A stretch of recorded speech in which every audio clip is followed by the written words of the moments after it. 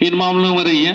और इसका उद्देश्य सिर्फ आप लोगों से ये सुनना नहीं है, हम जो आके बैठे हैं आपके बीच में, कि हम आपसे सुने कि मुझे इस योजना का लाभ मिला। इसका मकसद जो स्कीम है, बहुत सी स्कीम ऐसी हैं जिनका मुझे भी जानकारी नहीं है, हो सकता है अरविंद शर्मा जी को भी कुछ स्कीम के बारे में ना पता हो।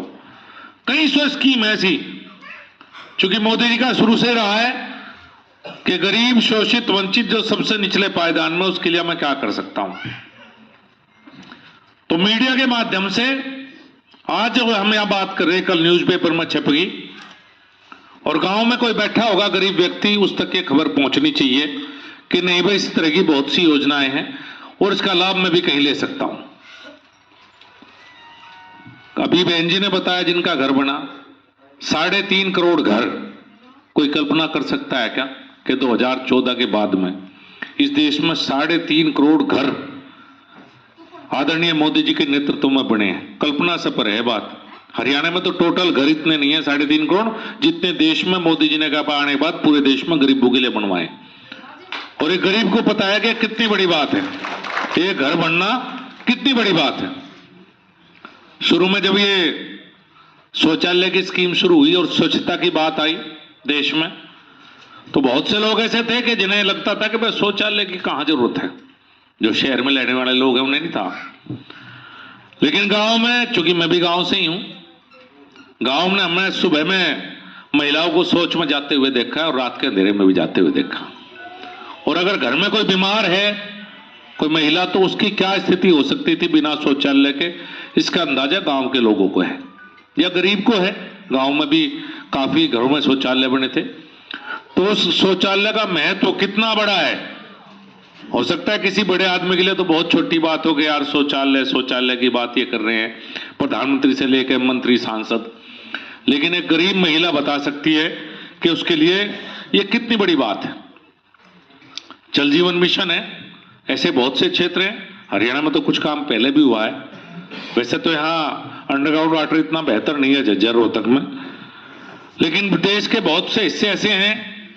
हरियाणा में मैंने देखा, मैं हरियाणा में पढ़ा हूं कि कई कई किलोमीटर दूर से सिर पर पानी लाते हमारी माताएं बहनें हमने देखी हैं। हरियाणा में भी आपने भी देखी होगी, पूरी लाइन लगी रहती थी।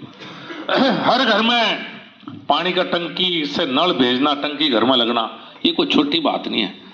आजादी के 70-75 साल बाद भी जो काम सब सरकारें मिलकर नहीं कर पाई, मोदी जी इस काम में लगे, उसमें नुकेते हैं पूरा करके ही जाऊंगा।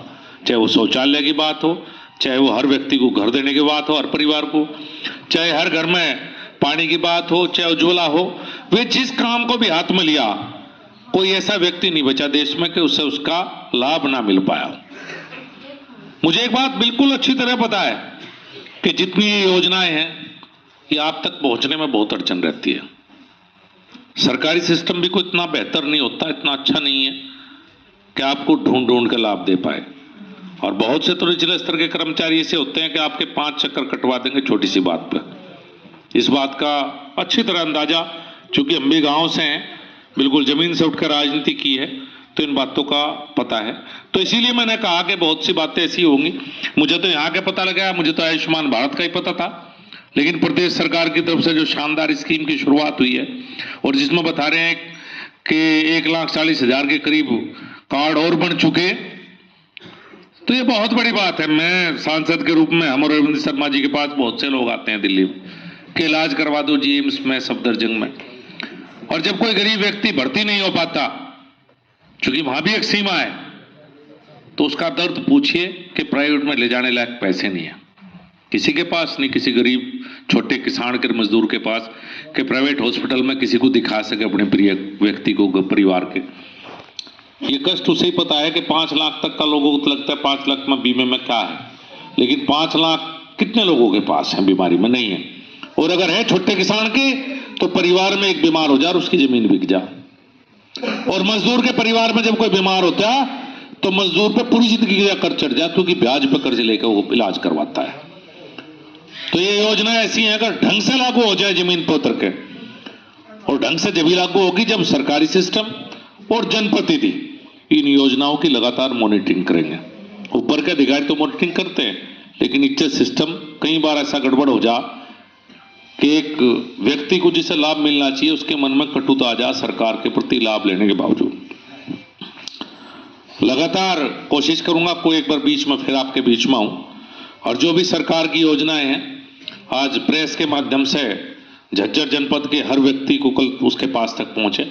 और जो लोग ऐसे हैं जिन्हें इन योजनाओं का लाभ नहीं मिल पाया, आने का मकसद मेरा और अरविंद शर्मा जी का यही है कि भारत सरकार से चली योजना झज्जर जिले के किसी गांव में सबसे गरीब व्यक्ति तक कैसे पहुंचे, यही हम सबका मकसद है।